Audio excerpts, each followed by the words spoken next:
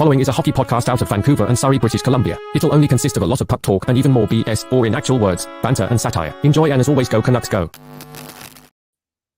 The Canucks are brimming with MVP performances from their players so far this season. Well, guess what? We haven't really even talked about the main MVP for your Vancouver Canucks, and that is Rick Tocchet. More on that next here on Locked On Canucks.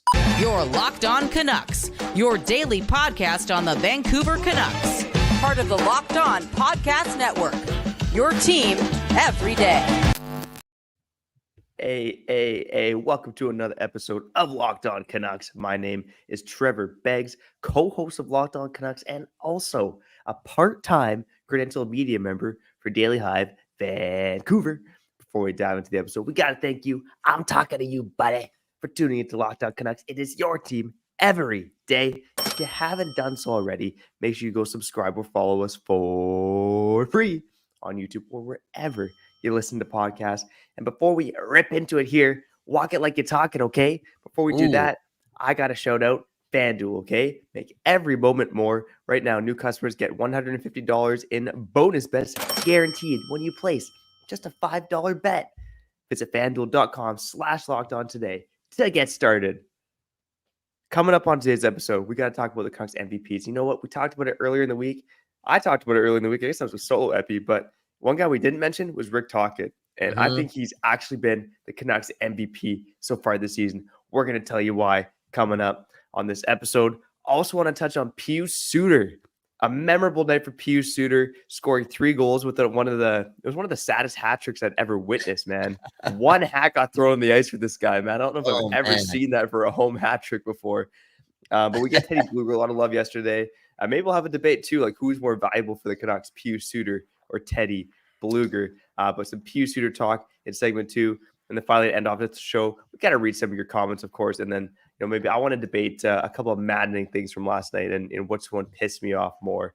But before we do that, I got to introduce my co-host, a guy who's pretty much never pissed me off, man. This guy's just a freaking beauty. Kyle Bhawan. What's going on, buddy? Dude, 20 years ago, Usher came out with that song called Yeah. Yeah. 20 years ago, man. And now we're 30 and a half years old. We got that man strength. It is what it is. And what it is another episode of Locked On Canucks. My name is Kyle Bhawan.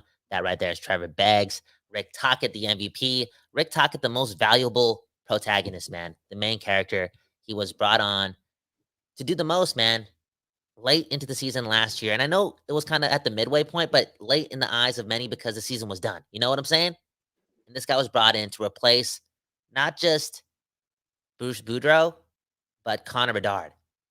And what he's done is something else, man. And it all, okay, honestly, I can't say it's all come full circle yet because, we still got a long ways to go. But it felt like that after yesterday's game when this guy called out Pettersson. Yeah, and I think that's something that's happened in this market with other star players, right? Hughes has been benched for a little bit. Miller's been benched. Again, these are guys that are in the MVP conversation. And then now Elias Pettersson gets called out by Rick Tocchet last night. And I think there's a fine line here between, talking about it because it's a big deal when a head coach calls out a guy who is in the running for NHL MVP. Again, if you missed it, Elias Pettersson is 5th in the Locked On polls in terms of Hart Trophy rankings. He's right up there in the Hart Trophy conversation. So for him to call this guy out after the game was interesting. But I think maybe my coworker Rob Williams from Daily Hive phrased it best. It was more of a critique than a criticism, if that makes sense. Because at the end of the day, look at what Petey's done in the month of January. He's been one of the best players in the NHL. Earlier in the month, driving the lotto line, just putting up so many points. I think the whole team's been a bit off over the last 4 games. I know Tocchet kind of said again, Pettersson hasn't been himself for 3 or 4 games. We got to get him going. He's got to skate. Those are some of the words used about Pettersson. But again, going back to Tocchet being the MVP, it's the fact that he's willing to hold star players accountable. It doesn't matter where the Canucks are in the standings. Oh, by the way, they're in first place in the NHL right now. Not just in What's points. The point percentage looking percentage. like? The points percentage, they are first. They are first in points percentage, which hasn't often been the case when they've been near the top of the league. Oh, my God. Thomas Drance, man. There you go. He's probably loving that, man. Because we're late into the season and we're first in point percentage. You know what I'm saying? And things like yesterday prove a lot, man. Prove a lot in the statement that we've been using day in and day out recently, and it's cup or bust mentality, right? It's cup or bust. It's cup or bust. What we saw yesterday, I know they lost to a St. Louis Blues team, a mediocre team, but for this team not to give up when their vacation is coming up pretty soon and they're 20 games above 500, metaphorically speaking, it was evident in a lot of things, and kudos to the players, but it's also evident that the message is loud and clear, and it's coming from Tocchet that, yo, don't worry about the playoffs. Don't worry about anything else. Worry about the moment. Like what's going on right now? Let's fix this right now. And for them to do it against the Blues was promising, man. And to see it from a depth player who we'll talk about later in the episode, Pius Suter, was magnificent too. Speaking of the depth players, Rick Tocchet, dude, he's done a lot, man, to improve the floor. You know, you bring in the players, you bring in the assets, Rutherford and Alvin, and more importantly, the players doing the most, the Laffertys, the Blugers, the Garlands, the Joshuas, the Julesons. But that message, again, it's going clear to everyone in the room, from the stars to the depth. And, dude, MVP, the main character of the Vancouver Canucks season is Rick Tocchet. Hey, speaking of main character, we're talking about a guy. I know I cut you off a couple minutes ago. I'm going on a tangent because Rick Tocchet is the guy. We're talking about a guy who's best friends with Gretzky, who should have been in the, not should have been, who could be in the Hall of Fame if there was like a weird voting year. You know what I'm saying? He's borderline one of those guys, got the Stanley Cups, got the points. And if he wins a Stanley Cup in Vancouver as the head coach, bro, we're talking about a protagonist in the history of the NHL. You get what I'm saying? He's got all the traits. Yeah. Well, who knows? Maybe he'll get in as a builder once he wins the Canucks a couple cups here. But no, I think all things aside, you know, like you said, he's raised the floor of this team. And for me, I think the reason why Tocchet is the Canucks MVP in my eyes is twofold, right? First and foremost, again, he's willing to call it a player. He's willing to hold the player accountable no matter where they are on the team, right? It's often been the stars. Obviously been the depth guys too to an extent. But it's been the star players who's he's holding accountable despite the fact that they're the best goddamn team in the NHL. But for me, and this might be the most important thing, is he's taught this team how to play defense. Like it's very similar to me to what Alain Vigneault did for the Vancouver Canucks, right? You look at when Crawford was ousted, Alain Vigneault came in. The Canucks had a ton of talent with the West Coast Express, and the Sedin's coming up as well. And it was a team based on offense that didn't necessarily know how to defend. Alain Vigneault comes in, Roberto Luongo comes in, and now you have all of a sudden this great mix of a coach who knows how to teach structure coupled with the great goaltender. So I think there's a lot of differences that 2000s team did, to that late 2000s, early 2010s team did compared to right now. But to me, that's one of the biggest similarities is, you know, a guy like Tocchet comes in, teaches team defense like Alain Vigneault did.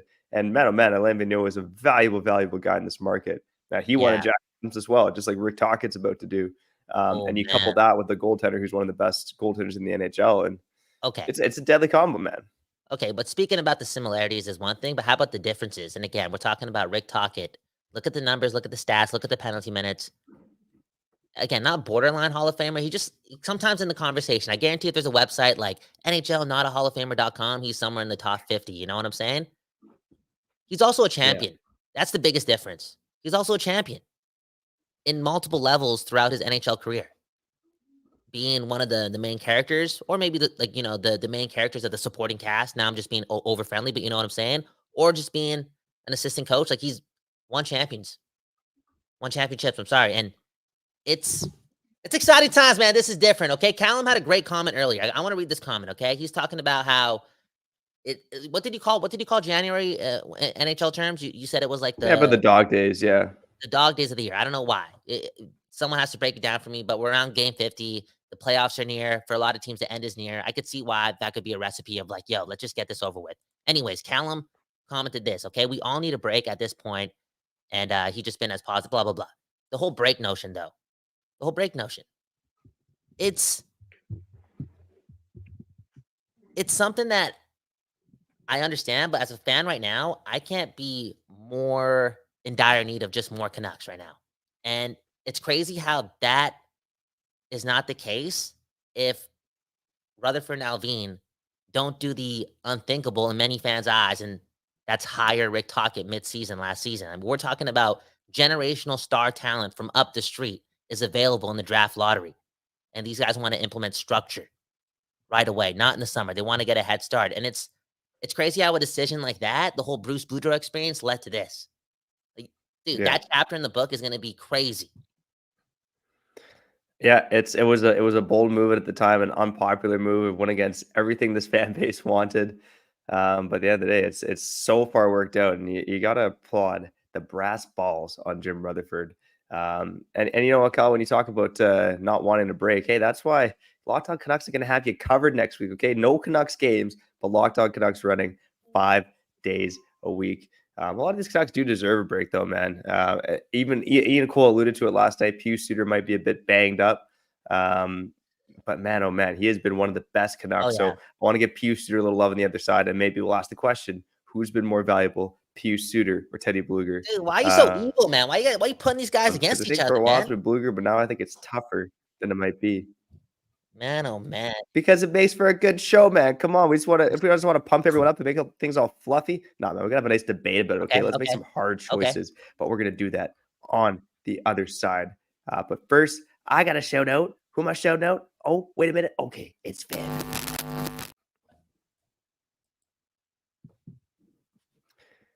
The NFL regular season has wrapped up. Only 3 games to go, but guess what? There's still time to get in on the action with FanDuel, America's #1 sportsbook.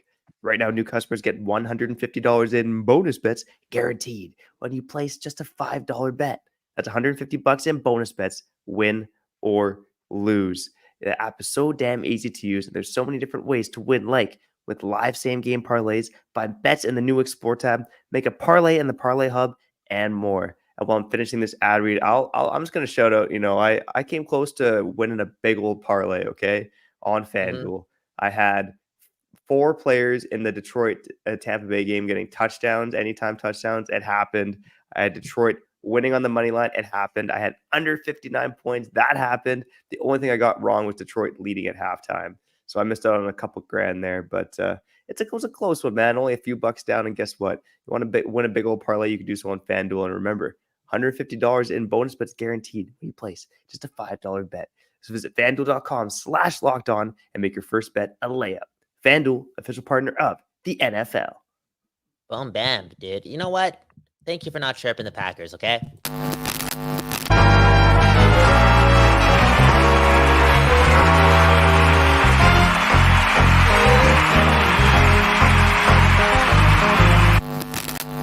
Okay, we back on Locked On Canucks. My name is Kyle Bhawan. That right there is Trevor Beggs with, again, something else in his mouth on live television on the internet, okay? Trevor, that's not new territory for Trevor, if you know what I'm saying.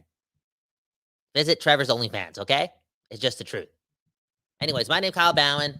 Go Canucks go, doing their thing. Rick Tocchet, the MVP, the most valuable protagonist so far. Trevor, before we get to Pius Suter, Teddy Bluger, who, again, great individual talents, doing the most. Rick Tocchet has something to do with that. But we got to talk about these two, okay? Connor Garland and Dakota Joshua. We're talking about back in September, Garland asking for a trade and Dakota Joshua being called out by Rick Tocchet. Fast forward to the now, they've been the Canucks' most consistent 5-on-5 players. How is that happening? It's because, again, the messaging is not getting old. It's not getting stale. And it's also because Rick Tocchet, not only does he push the right buttons and hold players accountable, he must be a cool dude. Like, he must be a cool dude. He's one of the pals, bro. I don't know if these guys are partying. I don't know if that's the case anymore, but I swear if they are partying, this version of the Vancouver Canucks, Rick Tocchet is joining them. You get what I'm saying? He's probably one of the bros. Well, I think that it reminds me of that story that happened with the Penguins Cup run, right? Where they're going through it, and Kessel bets that Tocchet can't do like 10 chin-ups or whatever. So this Tocchet in a full-on suit does like 16 or 17 chin-ups and wins the bet against Phil Kessel. I mean, this guy's there to motivate the troops, rally the boys. I think it's maybe a bit different as a head coach, but to your point, Kyle, I think he's definitely one of the bros. Yeah, and he's such a favorite amongst some of the personalities in the NHL. You talk about the Paul Bisnassis and whatnot. But again, best friends with Gretzky too? Come on, dog. What if you're best friends with Gretzky? You know how I keep saying there's champions in the building? There's champions in the building at Rogers Arena. Bro, there's champions who are best friends with Wayne Gretzky. This season is different. It's allowed to be magical. Believe that it is cup or bust because we may win the Stanley Cup in a couple of months. Anyways, my name is Kyle Bhawan. That right there, Trevor Beggs. Hey, it's easier to win the Stanley Cup when your bottom six is, again, playing so consistent. Some of your best players 5-on-5. Pius Suter, Teddy Bluger, 2 of those guys. And Pius Suter yesterday, a hat trick, man. One of the most boring hat tricks of all time. 1 hat thrown on the ice. But, you're blaming the people, and I'm not going to do that, okay? Laser eye surgery, I've been practicing for it. It's expensive. optominal stuff, I can't even say the word. It's expensive, okay? Some people's eyesight's, it's not there. And that third goal was kind of hard to pick up, Could have been Brock Besher's goal. It could have been Pius Suter's. Give the guys a break. Yeah, I wasn't necessarily criticizing the fans. I was just calling it funny. Like, I've never seen that before. Have you seen it? Let us know in the comments. Have you seen it where a hat trick was scored on home ice and one fan threw a hat on the ice? I know there was a scramble in front. It was hard to tell who scored. I mean, I think watching on TV had the benefit of Shorty making the call, but if you're at the game, it would have been hard to know who scored, right? It was just Pius Suter barely got enough of that puck, right? It was just got just enough of the huge rebound to let it in. And again, to the fans' credit, they threw hats on the ice after the goal was announced. But I just never seen that before, man. But shout out to Pius Suter. I think for me, when I think about Pius Suter versus Teddy Blueger, and again, bringing this up because we talked about Blueger yesterday, I think both these guys came in as centers, low-cost centers to kind of fill the gap, but they've been so much more than that for this team. And when I think about these two players, so far I would say, it feels weird to say, but Pius Suter almost has more flash to his game. But it's more so in the sense that he just has more of a nose for the net, whereas Blueger feels like more of a true playmaker looking to set up teammates. But Pius Suter spends a lot of time by the net. And I remember watching this old interview when I was doing some Suter research back in the summer, where this Red Wings reporter was interviewing him and said, like, you're around the net a lot. And he's basically like, in the nicest way possible, he's like, well, duh. He's like, yeah, well, that's where the puck is usually when it goes in the net. So I try to be where that happens. Just like that bad's the guy. But for a small guy like 5'11", 175, he's around the net a lot. Dude, he's a smart guy. His goals from last night.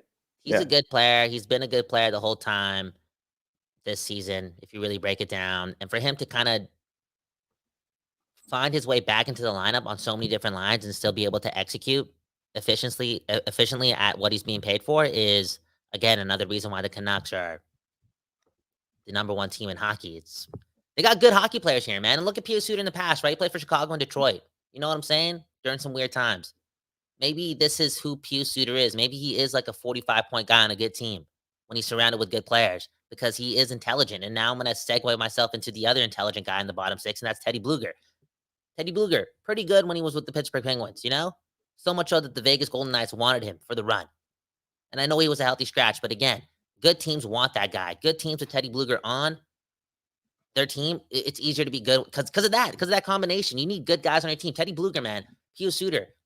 How did this pro scouting do it, man? Because a couple years ago, we're signing who? We're going after Jay Beagle. We're going after Jay Beagle, man. You know what I'm saying? Crazy. Yeah.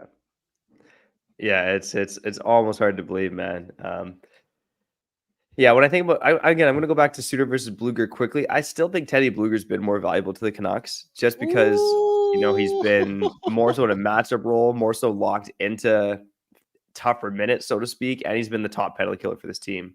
Suter, what I appreciate about him is his versatility. Again, the man is a literal Swiss Army knife. It doesn't get more Swiss Army knife than a Swiss dude named Pius Suter. Are you being discriminatory? Are you allowed to call Pius Suter a Swiss Army knife in 2024? Are you allowed to do that, man? Trevor, watch your mouth. I feel like that'd be called me a piece of Canadian back bacon, Holy crap, dude! Right? You're a maple syrup, man. You sticky like maple syrup, man. Yeah, 100%, man. The Swiss Army knife, man. They gotta make shirts, man. The Canucks store gotta make shirts right now, man. I've never had a Swiss Army knife. Anyways, let's get to the comments just quickly. I saw something, okay? Look at JS here, okay? This guy sent us some money, just saying, go Canucks, go. JS from day one. Like, his comments are always money, because you know why? It's always towards the team, not just Locked On. He's always talking about the Canucks, And that's what it's all about. It's not about you and I, Trevor. It's not even about you and you, the people watching and listening to this. It's about the Vancouver Canucks, man. They're doing the most right now. They exceeding expectations. We bless. JS, thanks for the love. Pius Suter, Teddy Blueger. Let us know in the comments below who you would rather have. I'm picking Teddy Blueger too, mainly because of his skating ability as well. Like he's a pretty good skater. Yeah.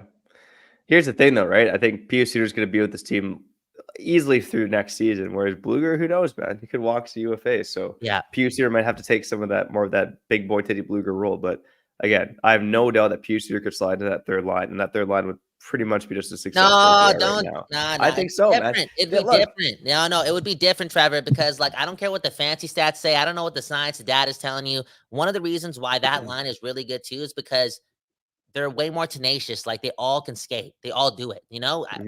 I don't know. I don't see that. I know that Pius Suter was doing it with those two, but I think having Bluger with Garland and Joshua, it just makes more sense. Even if it's by that 1%, that 2%, because they can do that extra thing, and that's all be tenacious.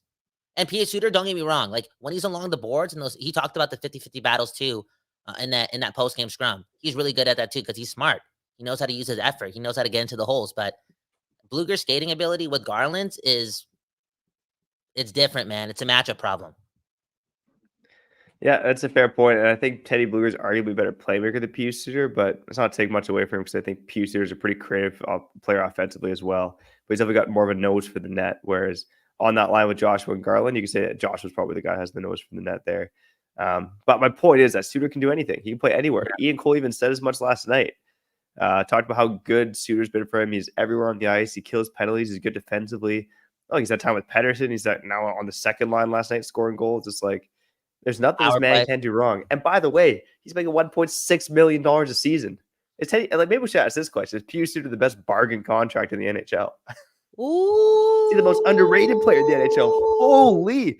Switzerland, man. Trevor's mic cut off. Man, oh man, this guy just saying some crazy stuff, man. But hey, we're number one in the league for so many reasons. The depth, the floor. On most nights, it feels like, again, 5-on-5 doing the most for, again, a first place team. And we are truly, truly grateful. Let's get to the other side of Locked On Canucks. We're going to read a bunch of comments. A lot of smart people watch this show, man. And there's a sailor in the comments right now. And he's dropping knowledge, man. I think this guy's written a book on leadership. And he's tying it in with Rick Tocchet, okay? Beggsy, who are you going to shout out before we talk about all that? All right, before we get to all that, I got to shout out Indeed.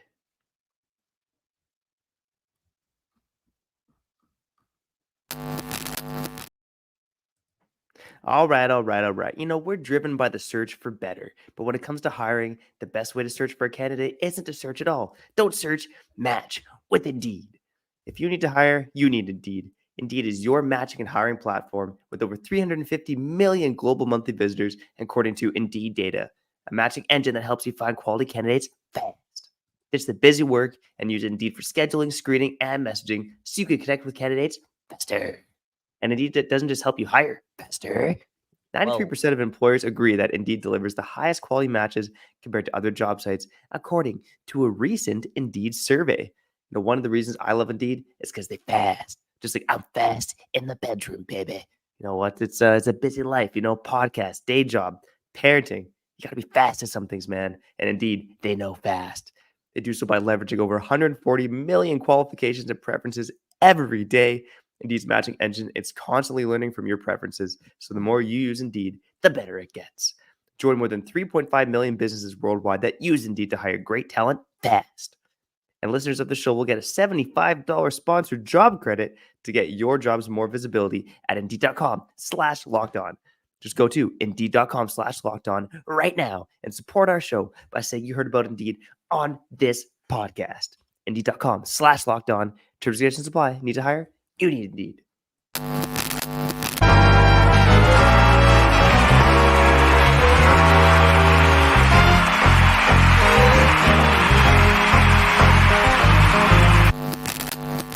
Okay, we back on Locked On Canucks. My name is Kyle Bhawan. That right there is Trevor Beggs. It's been a while. I haven't asked him the most important question in the world. And man, oh man, why am I going to wait to give Trevor Beggs his flowers, a.k.a. the care that he deserves? Beggsy, how you doing, man? I'm doing good, man. I think the heart's full after a good weekend in Calgary. I don't often say a good weekend in Calgary, but a good weekend in Calgary. Catched up with some old friends. My daughter's best friend, 3-year-old best friendship, man. It's a beautiful thing. And come on, we cover the best. We cover the best damn hockey team in the NHL. So life is always good, man. There you go, man. We blessed, and again, a lot of the credit does go to a bunch of sweaty men that we don't know. Things haven't changed, Beggsy. Things haven't changed at all, man. Anyways, let's get to the comments, okay? For real. Because y'all doing the most, man, having some engaging conversation in the comments. And JS, man, one of the, again, MVPs of our program. He thinks Hoglander deserves in the top 6 pretty soon here. He thinks Petey and him will play a fast-paced type of game. And I think, again, when the lotto line is not going to be a thing and there's going to be some mediocrity from the likes of Mikheyev and Kuzmenko and Pettersson, that solution, temporary solution of Höglander getting up there is a possibility. Honestly, I'm about to write a piece for Daily Hive that should come out tomorrow. And it's a bit of a weird piece about how Höglander's been basically one of the most productive fourth liners in Canucks history. Whoa. So ice time's been tracked since 97, 98, so I can't go back too far, but really the concept is looking at guys, how many points per game they've had when playing under 12 minutes a night, which Höglander has. So, dude, I would take it a step further and just like do the whole league, man, because the Canucks history is so mediocre, man. Höglander's been so good, man. He's been so good, and when I just read the comment, I started thinking about this, right? And Pettersson, again, being called out for not skating hard enough, blah, blah, blah, over the last 3 or 4 games from Rick Tocchet. I wouldn't be surprised that post All-Star break that this move is made where Höglander gets to play with his best friend Pettersson, and that ignites a lethal combination that we haven't seen yet. Because, again, off the ice, those two are buddies. They're both playing really well this season. Maybe that's like one of the final details that comes together for this Stanley Cup run. I could see it, man. Höglander and Pettersson. Höglander, what a individual talent. Again, the tenacity, the effort. He's good on his own. And to be honest, bro, he's been better than Mikheyev. He's been better than Mikheyev this season. And obviously he's been better than Kuzmenko. yeah. When Mikheyev is not scoring, I feel like I still notice Höglander a lot more. Yeah, I would agree with you there. I almost want, if Pettersson and Höglander on a line, I almost want another kind of big body on that line. You know what I mean? Not to say that they can't work if it's like Pettersson, Höglander, and Kuzmenko or something, but maybe I'll throw it back to you, Kyle. If it's Pettersson and Höglander, who do you want to see line up beside them? Because you got to have a third forward on that line. Elias Lindholm. Anyways, let's get to the comments. So look at this one. Clan Malone, okay? Wow, I never catch the live show. Love you guys. I'm representing that West Coast bias on the East Coast of Australia, okay? It's all about that West Coast bias. F the ops. Who cares about anyone else? I'm not even looking at the standings. I'm not worried about who we're going to play in the first round. Bring it on. Bring it on.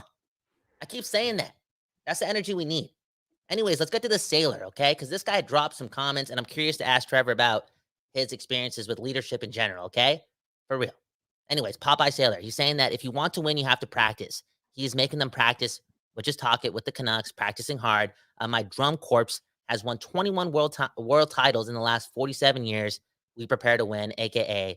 we practice. And then he said something about you cannot win by constantly yelling at your players, making them laugh and seeing them be stupid. Works really well. My drum instructor does that. And look, again, 21 world championships in the last 47 years. Rick Tocchet, again, if he wins a Stanley Cup in his first year, full year coaching the Vancouver Canucks, he is on track to be one of the biggest protagonists in NHL history. Yeah, and I think that's a great point about how yelling at players doesn't really work. And I think Tocchet, again, we've talked about it before, shout out to the everydayers, they know this, but we've said that Tocchet really toes the line between being firm, but not being a yeller or, ruling with an iron fist like good old Iron Mike would back in the day. I think he really is a player's coach. He wants to let his players play. But again, if they're not playing the right way, he holds them accountable. So I think he's really found a way to toe that line. Again, that's why we don't really see many hard-ass yelling coaches anymore, because it does work for a short period of time. It can lead to a championship in a short period of time, but over the long run, it isn't really a proper way to coach for good longevity in terms of winning. And again, Tocchet can do it because play that card because he's not faking it. He's Rick Tocchet. Watch the film. Also, Tocchet could do it because he's not faking it. What he's preaching probably works. We're talking about a guy that played with Mario Lemieux, Ron Francis, Yager, won cups. He coached Sidney Crosby, Evgeny Malkin, Chris Letang. They won cups. When I say things are different, I'm not just talking out of my ass, giving you that West Coast bias. I'm telling you, I feel like a storybook is being written right now. The Stanley Cup, man, finally going to happen. That tattoo is going to happen. I'm putting a tattoo right on my ass, man. Right, but on both butt cheeks. So Now, isn't it almost like a little insulting to put the tattoo on your ass? Sorry. If the Canucks win the cup, wouldn't you wouldn't you want to show it off a bit more? You know what? I still got to think about that, okay? I still got to think about the future, okay? How about Dan, all right? Suter, Bluger, Joshua, all making way below market price. Yeah, that's what really good pro scouting does, man. Again, when I say the storybook is being written, a lot of people may argue that and be like, oh, dude, you guys are just getting lucky. When you hit this many times on pro scouting and also your pro hirings, I don't think Rutherford and Alvin are getting lucky. I don't think that luck has been used yet. You know what I'm saying? We'll get lucky later. Yeah, and I mean, the fact that they're all making way below market price is all the more reason to go all in this season, which is why I can't wait to keep doing every damn episode of Locked On Canucks, watching every damn game for this team right now, because for the first time in a long time, hockey is fun in Vancouver again, and who knows, maybe it'll result in the first Stanley Cup in franchise history. But more on that on a later show, I think, because I think it's time to get out of here, buddy. Yeah. If there's anyone that's actually watched Rick Tocchet play hockey like G. Ellis, just let us know in the comments below, like, what you did enjoy about him. Because if I just look up YouTube highlights, it may be fun, but I don't think it's going to do justice because we're talking about 320p. I'm 30 and a half years old. I don't got the patience. You know what I'm saying? I'm addicted to my phone. Just write me a paragraph on Rick Tocchet's play. Anyways, Trevor Beggs is right. We got to go. It's been a blessing, man. Again, the show's growing. Me and Beggsy living the dream, making our mothers proud, closer and closer to taking our girls to Cactus Club every Wednesday for no reason at all, other than, love and living the dream. So we're very grateful. Trevor Beggs, sign us out. All right. I didn't want to touch on this very, very quickly. So shout out to our buddy Kempner Canucks. The better Trevor, the better Trevor, the better Trevor. Exactly. Yeah. Rev Trev. I'm just part-time Trev. Was the cross check on PD a penalty last night? Yes, it was a penalty. Of course it was a penalty. I heard some stuff about he was soft. He fell down easily. Look, you try getting cross checked from behind when you don't see the guy coming, okay? I know PD might get a reputation for getting knocked down too easily, but he did not see Braden Shen behind him there, again, wasn't PD's best game last night. We talked about that. That's why Rick Tocchet is the MVP, baby, but it was definitely a penalty. One guy who takes some penalties is a guy I also love for the Canucks to target, and that is Boone Jenner. So I think on tomorrow's show, it's going to be a good one. I do want to talk about Boone Jenner, why he is one of my favorite targets for the Vancouver Canucks to target in a trade before the deadline, and also should have my friend Rob Williams join us on the show. It's going to be live around 11:30. If we do it live, I'm not sure what's going on. But anyways, tomorrow's show, Boone Jenner, Rob Williams. Go check it out wherever you listen to podcasts. But we got to get out of here for now. So I'm Trevor Beggs. That guy's Cal Bhawan. And you've been listening to Locked On Canucks. I like this comment by Popeye, man. He said that PD should have got up. He should have fought. AKA, just get out of the way, okay? I know you got cross-checked, but get out of the way. Give DeSmith a chance to, have his crease. Anyways, have a great day. Locked On Canucks. We love you. Peace. You're Locked On Canucks, your daily podcast on the Vancouver Canucks.